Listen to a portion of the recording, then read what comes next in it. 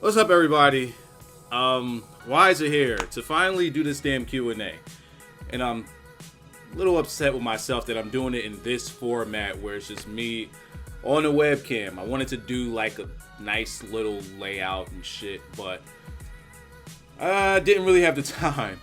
And if I continue to not do this or put it off until I got that whole thing situated or set out, then it probably never would have gotten done. And I do want to answer these questions because it was more than I thought there would be.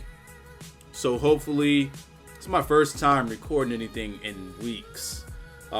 Whether like anything regarding YouTube or Twitch, I haven't even been in front of a camera. So I feel a little bit, not nervous, but a little uneasy, a little antsy, like I gotta relax a little bit. I don't feel like I'm myself right now, but I do want to answer some questions, and I got 2 channels to do this on, so hopefully I have enough time. All right, so without any further ado, let me just read through these. It's probably gonna be some editing going on because I did not read these comments at all. Pray for me. Jackie Bars, dang, Wyzatv, you were supposed to watch it so we don't have to, referring to Raw. Right. Like I said, I don't get paid enough for this shit, so if I'm not watching it, then you should definitely not be watching it. That right there should tell you exactly what you need to know. If I'm not watching it, you don't watch it. Book Wrestlemania. There's an hour-long stream for you. I know that some of these questions I'm probably going to turn into individual videos, which is probably going to take like another year or two. It's not a bad idea. It's not a bad idea. My idea would be infinitely better than what they could possibly put together. If I remember, I'll probably do that just for you, Nicholas. Let's see. Owned Wheezy Baby. Did you get to watch any of ECW while it was in its prime? I absolutely did. I watched ECW from about 97 to about 2001, I think, are the years where it was in its prime. And I watched all of that. I started watching them like I don't even know how I found. Well, I know how I found it. I was up like at 2 o'clock. I'm 48 years old, so I can stay up late, right? So I was up flipping through channels. It was at like 2 or 3 in the morning. I couldn't sleep, and I think I saw somebody just get crushed in the head with a fucking garbage pan thingamajig. So I'm like, oh, this is interesting. Let's check it out. Now, it's nothing like I had ever seen before because I was used to WWF and WCW and a few indies. Like I used to watch AAA in Spanish. Didn't know what the fuck they were saying, but I knew who the guys were. Psychosis and Conan were some of the bigger names that I knew about it. But I was used to good production, and then when I seen this, it was so different because the production was like doo-doo, right? And then I see New Jack come out with a shopping cart full of fucking goodies. And I'm like, oh. And then I see a cheese grater being ran across somebody's head. And I said, oh. So I watched. And I didn't know if I was like fully erect or horrified by what I was seeing. It was crazy. So I think I missed it for the next couple of weeks because I couldn't find out where it came on. You know how you just flipping through something. You never remember the channel. You never remember the time. You never remember the date. But then, like, I started staying up, like, every night. It was during the summer. So I staying up, like, every night around that time just to see if I could catch it. Just flipping through channels, and I would find it. And I marked it down, like, all right, that's when it comes on. And I just started watching that shit every weekend. I loved it. I absolutely loved it. Chris Hill, are we going to get the Wyzatv Universe mode so we can see your booking? 2, what do you think about the idea of Ruru challenging Wolf Ziggler at Survivor Series and winning and going to the SmackDown brand? Are we going to get the Wyzatv Universe mode so we can see your booking? Yes, but it's on hold right now because of personal complications. Now, don't worry, it has nothing to do with my family. My family is fine. It's more so I can't right now. If you could fill in blanks and start rumors, maybe you'll start a good one, and that'll probably be correct. And what do I think about Wolf Ziggler? Or so this one is a week ago, and I guess he put this out there before Wolf lost to Sami Zayn. Let's move along. Why does everyone gas up? Oh, this is from Ninja. Why does everyone gas up Alexa Bliss? I mean, she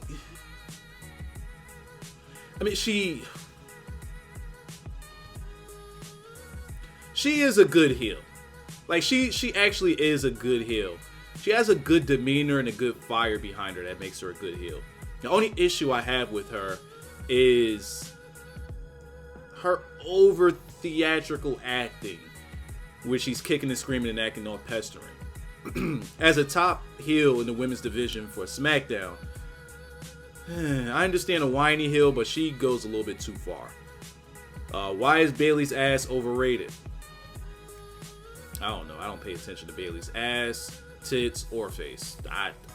Bayley barely exists to me. I don't know. And why is Nikki's ass overrated? I didn't know people talked about Nikki's ass. But yeah, you said Bayley's ass was underrated. Oh, wow. He got a nice long chain of messages after that one. Okay. The truth. 713. I wanted to put like everybody's comments as I read them. I wanted to put them up on the screen. Hopefully I do have that. I'm not sure if I'll have the time to do that because I'll never get this video out. As of today, it's November 14th of me recording this. So hopefully it comes out November 15th. I don't know. We'll see in the comments when I actually do this. Why hasn't Bray Wyatt held a championship yet? Matter of fact, he hasn't had a title. He hasn't had a title match outside the WWE Championship ladder match. Okay, simple. In my opinion, I think that he's one of those characters that transcends the title, or his character is supposed to be that way. A la the Undertaker. The Undertaker didn't really have to have that character in order to carry his mystique. The issue here is Bray's mystique was killed before he got real momentum and real big wins. Undertaker caught those wins and that momentum. He started out completely undefeated, just running through big names like they were nothing, absolute nothing, and he was no-selling everyone.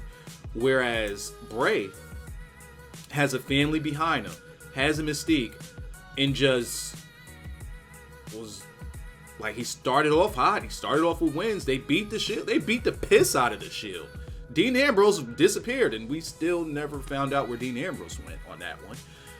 They started out red hot. They had the thing with the Daniel Bryan, which they cut the legs from too early, I believe. And then he ran into the Cena monster at WrestleMania. I say they should have threw him to Undertaker that year, had him beat Undertaker. Was that the same year that Brock beat Undertaker? That was the same year that Brock beat Undertaker. I would have rather had Bray beat Undertaker at that WrestleMania.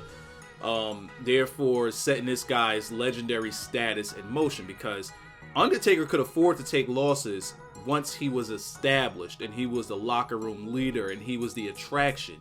Bray never got a chance to become the attraction, because when he got near that ceiling, he met the John Cena monster. And you could get to that ceiling, but you have to transcend that ceiling, which is what the Undertaker did, and the Bray Wyatt couldn't. So that's why the Undertaker can go without titles and still be a legend and still have that mystique and still take losses and put guys over, whereas Bray Wyatt can't, because he didn't get the chance, really. What do you think of the election in the U.S.? Have you been outside the U.S. like the UK, the Caribbean, etc.? So I've never been out of the U.S. I don't really count Canada as outside of the U.S., even though it's not, I don't know. I have been to Canada. That's the only place that I've been outside of the U.S. What do I think of the elections? Circus show. Complete circus show. I didn't have a pony in a race in this one.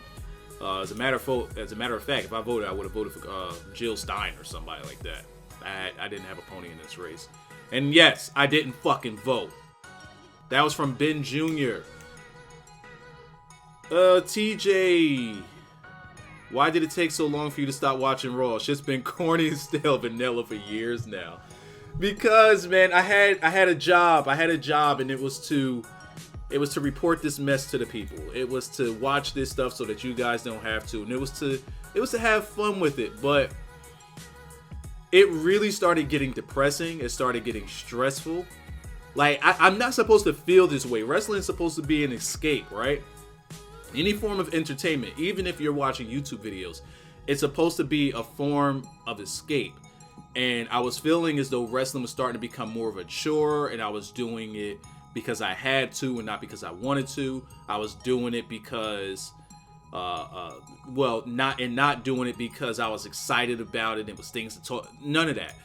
And the thing that ultimately killed it for me is, one, you know, I'm doing this even though I don't want to because it's so bad, and it's like I don't see them realistically trying to get better. And the thing that killed it the most for me is I think the viewership on my Raw reviews dropped by about maybe like 70 to 80%.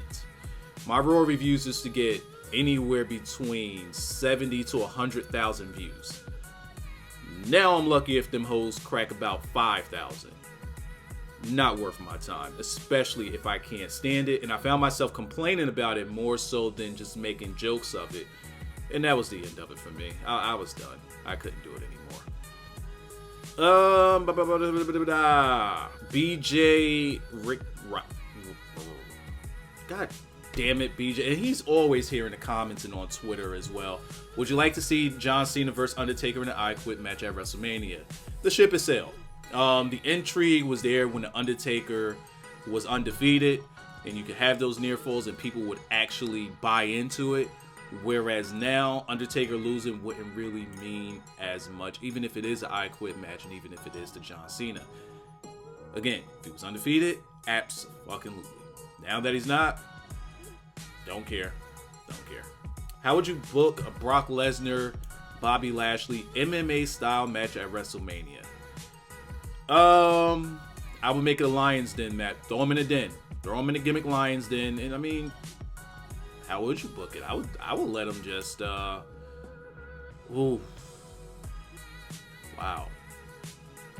Depends on who it's for. I would just let it be real. Fuck it. You know what? Legit, I would let it be real. I would legit let it be real. Because, and I was thinking about this today as I was driving around. I was thinking about Conor McGregor and whether or not he could draw for WWE, which he cannot do. Conor McGregor would not be a draw in WWE. Why? Because it's WWE. And they would not let Conor McGregor do the things that he does to market himself and to make himself a star. But if I were to book a Bobby Lashley and Brock Lesnar MMA style match, let it be real. Because that's the thing that people like about MMA. That's the thing that is getting MMA over, and that's the thing that's making MMA just dwarf every form of sports combat entertainment right now, is the fact that it's real, unpredictable. You just don't know what's going to happen. And you know it's fucking real. So go ahead. Let them have an unsanctioned MMA style match. No weapons, no none of that. It's different. It's an attraction. You have two attractions going at it into something real. Now, would WWE have to stomach those liabilities? For a one-off, fuck it. Go for it. Fucking go for it. Why not? Sure, it's deeper than that. You have to dive more into it and see what all the technicalities are. You probably have to get like a fighting license and whatnot just for that one sanctioned match. I don't really have time to go into legalities of it all, but you said if I was booking. So if I was booking, I would make all of that shit possible, and I would book that. That's the best thing that you can do. And that was from Quest Kid. I can't even talk. Quest Kid is also another one that is always around. See him on the Twitters. Oh, we got a fuck, marry, kill from Jordan Sampson. Fuck, marry, Kill. Nia Jax, Natty, and Carmella. Oh boy, that's not easy. That's not it. All right, okay. I think I got something here. Because Natty is so fucking. I could literally kill all of them, right? But I have to fuck, marry, and kill one of them. So Natty is so fucking annoying. Carmella is equally as annoying. Nia Jax is the winner here. I'm sorry. Nia Jax is the winner here. I can't decide on whether or not I will fuck Nia Jax or marry Nia Jax. I would probably marry Nia Jax and create some Samoan babies that would make me rich beyond my belief in the future. But now we have to fuck or kill Natty or Carmella, and this one is tough because they're both equally. You know what? No, Carmella's got to go. Carmella's got to die, and it sucks to say that because Natty is so fucking annoying. At least what we see on, or what we saw on Total Divas. At least season 1. I watched like half of season 1. I was like, oh my god, this bitch gotta go. But she got some tits and ass, which Carmella doesn't. And she has a grown woman voice. You can have phone sex to Natty's voice. I would do Natty. Carmella, she's got to go. She's got to go the fuck over there. Probably can't even see my finger, but the fuck over that way. Fuck Carmella. We're not fucking Carmella. We're killing Carmella. Dante Looney says, what's your favorite Undertaker moments of all time? 3 favorites. Okay. There's 2 of them that just pop out at me instantly.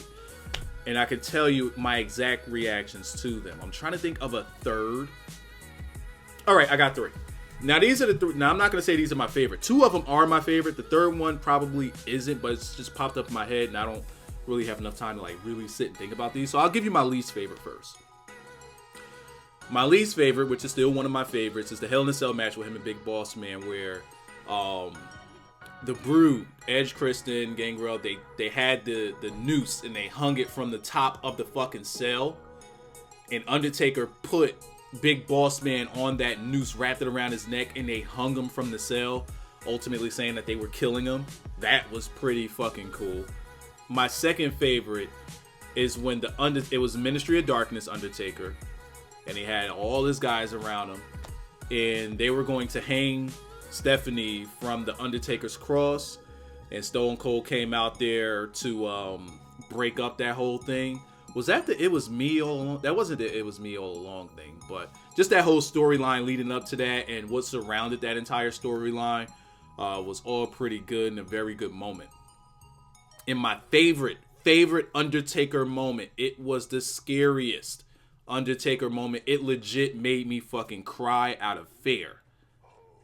Because I was a grown adult at this time. I'm 48 now. I was a grown adult at this time. Undertaker versus Yokozuna. I believe it was at a Royal Rumble or a Survivor Series. I think it was at a Royal Rumble. Anyway, it was a casket match with him and Yoko. And this was one of the first times that, you know, like, because Taker was still no selling and he wasn't really losing matches. So this was way back then with the Undertaker mystique. It was growing. And it took several guys to get Undertaker, like, first to knock him out and then to get him in that casket and then nail it shut. They had to nail the casket shut. And the Druids, they're pulling the Undertaker back in that casket, back to the back. And you got the music playing, that ominous music. And the lights are out. And then lightning strikes on a Jumbotron. And then they show the casket and they show Undertaker just laid out, you know, eyes closed. And then you hear this sound, like this thunder sound, and he opens his eyes. He turns his head and he opens his eyes. And Undertaker used to always have his eyes rolled in the back of his head, but this time he shows his eyes. Now remember, I was about, God, I don't know how fucking old I was. Let's peel back the curtain here a little bit. At this time, I might have legitimately been like 8 or 9 years old at the time. So his eyes open, and I'm like, oh, wow, that's cool. And then you hear the organs and the trumpets, not the trumpets, but the organs, and like just this ominous fucking music. And it was just so smoky and so grainy looking because this is before HD TV. So this added to the effect of it. So grainy looking. And you see the Undertaker coming up. This shit fucking freaked me out. I had my legs legitimately fucking stiffened up on me. I'll never forget this shit. My legs completely stiffened up on me. I couldn't move. I felt legit paralyzed My family is there. My mother's there. I'm fucking crying because I am terrified. My grandfather's over here laughing at me. And Undertaker's just being risen up from the Jumbotron. And he's like on these pipes. And it's like he's ascending into the air. And I'm like, what the fuck is this? Is this motherfucker alive? They just buried him. Like, they just killed the Undertaker and now he's alive. Like, I was fucking freaking out. I was fucking freaking out. I was done. I was done. It took me all night to get rid of that one. And that is my favorite Undertaker moment. I'll never forget it. Ever, ever, ever forget it. Woo! Hell, that might have been one of the last pay-per-views I saw of my grandfather. Because, again, for those of you who don't know, my grandfather was the one to get me into wrestling back when I was 3 years old. He's the one that introduced me to wrestling. His favorite was the Junkyard Dog. You know, and he got me into the Junkyard Dog, which is why, you know, every time I'm with my kids, gotta give them headbutts. My grandfather used to give me headbutts all the time. You know, that was his way. Like, you know, when I greet him, headbutt. When I leave, headbutt. That was our I love you. So that's what I do with my kids. We do the headbutt. And that stemmed from Junkyard Dog's headbutt. All right. Is your stripper name Big Cole Phelps? Is your stripper name Big Daddy Yum Yum? Oh, that popped me. Okay, that's good. That's good. I like that one. Oh God, if I could register that name, you know, and take complete. I wish. That's good. That's a good one. Khalil Williams. I finally got your name right this time. Why do all heels have to wear suits? It's because WWE is in this age of an authority figure and people not liking authorities. Authorities typically wear suits, so it's more so of a subliminal thing being placed in your mind to not like the guy in suits, to not like the authority, to not like your boss. At least that's what I think. It makes the most sense to me. But then again, it's WWE and logic fails in WWE. But listen to me, because I make it make the most sense. Yeah, that's why. All right, Amir, you have a bunch of questions here. When is Baron Corbin going to get his big push? Probably pretty soon. I think they're in the midst of doing it now. Why is Tyler Breeze not getting pushed? Because WWE. And honestly, I don't see where they could push him. I mean, maybe in the mid-card he would be great. But WWE. And I told y'all early in the game, his gimmick was not going to translate well on the main roster. Especially with a Vince McMahon. It's not going to happen. Who are the Beauty and the Man Beast dropping the titles to? I was hoping for them to drop the titles to them Thugs, them Usos. Maybe the Revival. Maybe the Revival when they come up. I don't fucking know. Because, like, I think that they're missing a boat on them Thugs. They definitely, I mean, and it's probably because Rhino was running for office or running for a seat in this, whatever the fuck he was running for, in wherever, Michigan somewhere. But I think they wanted to keep the titles on him until they won, and then that way they could say, hey, look who we have as a title holder. But now they don't have that anymore. I think they're probably going to drop the titles pretty soon. And if they do, hopefully it's to them Thugs. Are the Thugs still? I haven't watched SmackDown in a while. Are them Thugs still over? Are they still good? Like, they still cool? I don't know. Wyzatv, who do you think? That was from Amir. This one's from Braxton Brown. Who do you think has the brightest future in the WWE?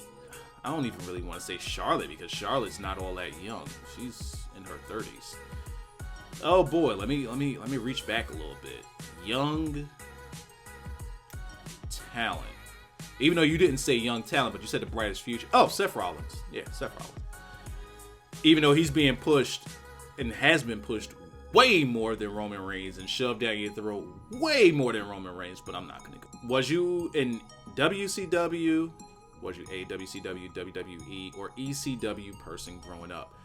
I legitimately watched all three of them evenly. Legitimately. ECW, I will watch completely uninterrupted because it had its own time slot. WCW and WWF, I watched them equally. Did I have a pony in the race? I probably did with WCW because I saw what WWF was in the mid-90s, and it was not It just was no. No. It's pretty much what WWE is now, but with gimmicks. Yeah, that's what it was. It was really fucking bad. But I mean, but once Austin got hot, I mean, fuck WCW. WCW started ODing with what they were doing with the NWO. And I stopped watching by the time they got NWO Red. I was gone. I was out. Owned Weezy Baby. Favorite professional wrestler in WWE. Favorite current indie. Favorite wrestler of all time. What the fluff? There's too many questions. Favorite indie wrestler, but I think I can guess is Bryan Danielson due to you mentioning his work quite a lot. Oh, all right. I guess he meant favorite indies wrestler of all time. Okay, so I might surprise you here. All right, so my favorite current professional wrestler in WWE. Y'all might think I be playing. It's honestly Rusev. Rusev is my favorite in WWE.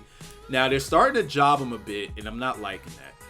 But if there's somebody that has all of the characteristics that WWE could want, there's three guys. There's Rusev, AJ Styles, and Seth Rollins. Those three are the total package. I'm just a big fan of Rusev because I like the gritty guy. You know, Rusev, if Rusev was around in those early 90s, late 80s, oh my God, this guy would have been a fucking huge draw. I fucking love Rusev. Plus, he's so unique in his style of promo. He's so unique in his character. Like, if you ever follow Rusev on Twitter and just read his tweets, this guy is fucking hilarious. But it's like in a heel way. But it's so fucking, because he's a savage. This guy is a complete savage. And I think the tandem with him and Lana is really good, but they've peeled back on what they've been doing with Lana. They watered it down. Rusev, before watered down Rusev, he would easily be the best to me. Easily he would be the best before his watered down mess with John Cena. Before that, easily. And you said favorite current indie wrestler. Indies. It changes so much. I would have to, from what I watched, a little bit that I watched, because like there's times where, like, for a while before he came to WWE, it was Kevin Steen, 1000%. After Kevin Steen, it was Adam Cole. After Adam Cole, and this one was always lingering ever since he left TNA, Jay Lethal.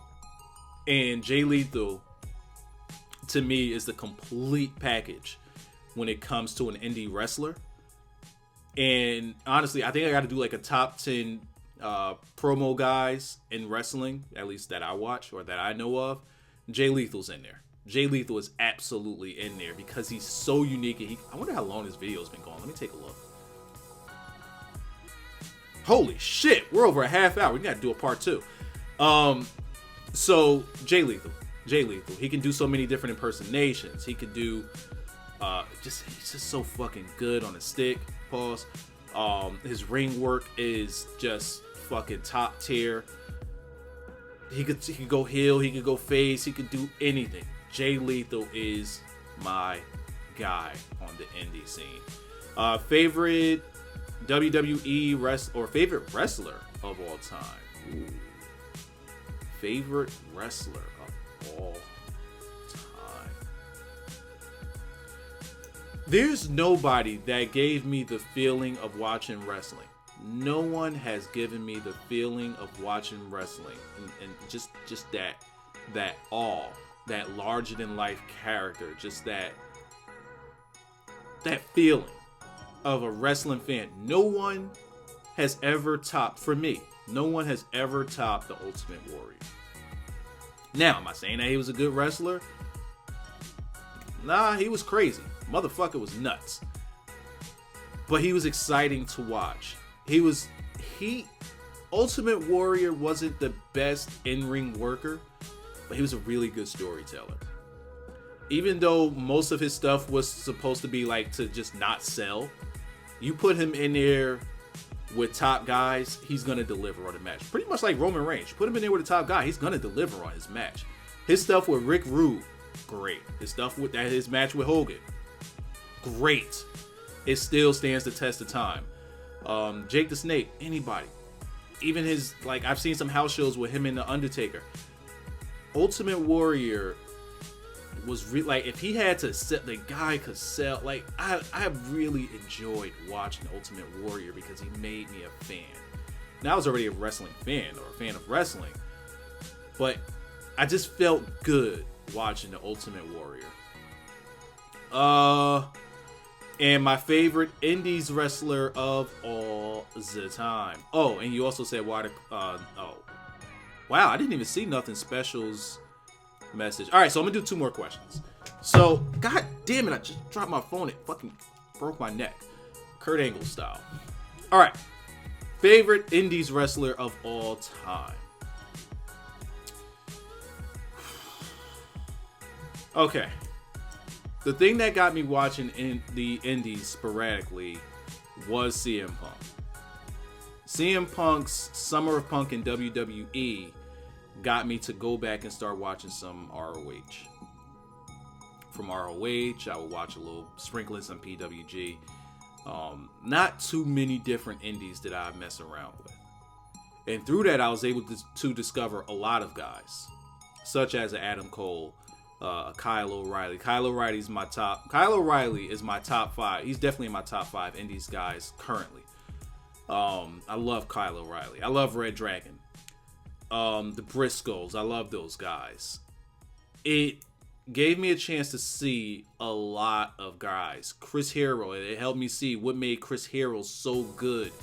Especially with his match with that Tornado guy. Or his feud with that Tornado guy. Bro, if you've seen his feud with that Tornado guy, some black guy, anybody in the comments, if you know what I'm talking about, please help the people in the comments out. Spam it in the please just direct them to it. Just type in Chris Hero versus, I can't remember the Tornado guy's name. You gotta watch the feud. Whatever bits and pieces you could watch of it, it was fucking magical. My top indies guy of all time, because again, I started watching after Summer of Punk, and then I try to do as much catching up as I can. I watched some stuff with Samoa Joe, his famous series of 60-minute matches, his 60-minute draws with CM Punk, Low Key or Caval or whatever the fuck they want to call him, but Low Key, very fucking good.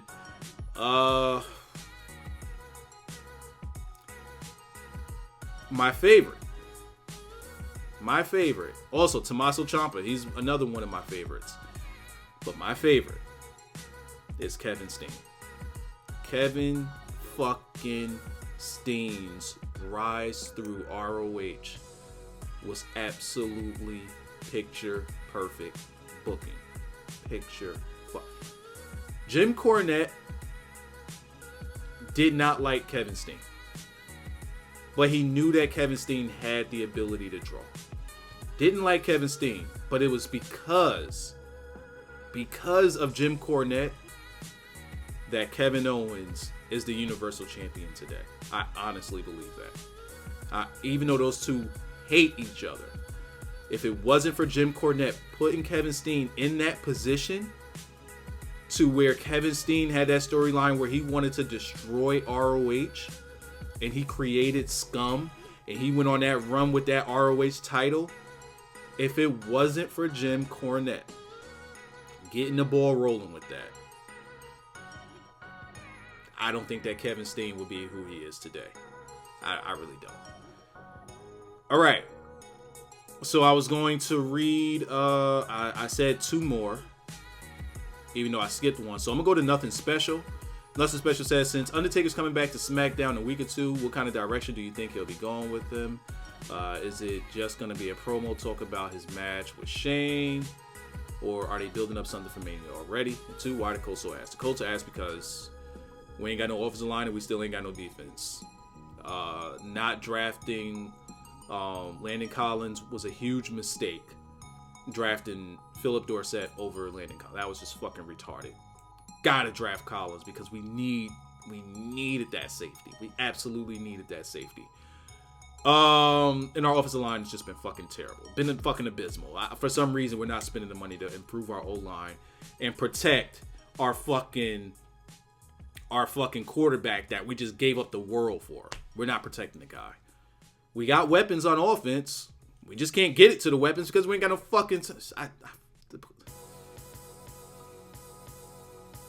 If you guys haven't noticed, I've just been so up and down on the Colts.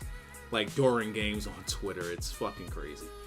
What direction are they going with the Undertaker? They are probably going to be setting up his Wrestlemania Angle. I can't say because I haven't been watching SmackDown. I haven't seen it in the past few weeks, so I don't know. And the last one I wanted to answer for this one, we got another Fuck, Marry, Kill that we'll end this one off with. Fuck, Marry, Kill, Asuka, Mickie James. Oh, god damn, he made this hard. Fuck, Marry, Kill, Asuka, Mickie James, and Naomi. Fuck. God damn. Okay. I would probably have to kill Asuka. Because the other two, I would marry and fuck. Asuka, I would not marry because I think that she would kill me. So I would have to kill off Asuka, unfortunately. It sucks. Mickie James and Naomi is who I'm left with. And by fuck, marry, kill, I mean that I'm guessing you mean I can only fuck them once? I'm fucking Mickie James. No, I'm not. I'm fucking Naomi, and I'm marrying Mickie James. I mean, because if I could just marry Naomi, I would be fucking her all day. But again, you gotta think of the future, right? And you gotta think of the babies that you would create. And you also have to think of a black woman aging. When they age, they don't age all that well. And they put on several pounds, and they don't give a fuck after a while. I don't think that Naomi would create the best looking babies. But then again, I've created some miracles with my children. So maybe I have good genes. As for Mickie James, she's white. You definitely got to marry the white woman. That's all I have for this one. I guess I got to do a part 2 because I don't even think I'm halfway through these questions. So, if you want to have your questions answered, leave them in the comment section of this one. And we're going to try to keep these things going. This is what I feared with doing a Q&A because I knew that it would take me a long time to answer these questions. Probably not even going to edit this shit. But I have a question of the day for you guys. I have a question of the day, and I actually have it in my text messages. So let's see if I can find... Here it is, right here. Question of the day for you guys. Answer in the comment section. You could also leave your own comments for the future Q&A. Why are Samoans treated so well these days in WWE when they were mere jobbers in the WWF days? Do your research, do your history, think about it, and get back to me.